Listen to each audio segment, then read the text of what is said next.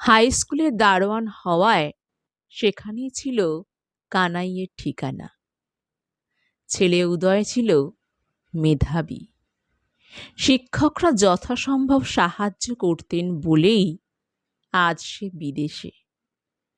বড্ড অভাবে দিন কাটলেও ছেলের জন্মদিনে এক বাটি পায়েস গোপালকে দেবেই মা। ছেলে নাকি ভীষণ পয়া।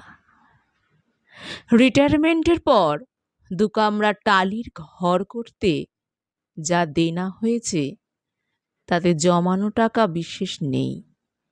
ছেলেই টাকা পাঠায়। বাজার থেকে ফিরে কানাই বলল, নাও এবছর গোপালকে সন্দেশ খাওয়াও। প্রতি বছর ওই এক পায়েস কেউ দেয় নাকি? মা বুঝল 10 টাকার সন্দেশ নিয়ে এসেছে। এ মাসেও ছেলে টাকা পাঠায়নি নিশ্চয়ই, ভুলে গেছে হয়তো।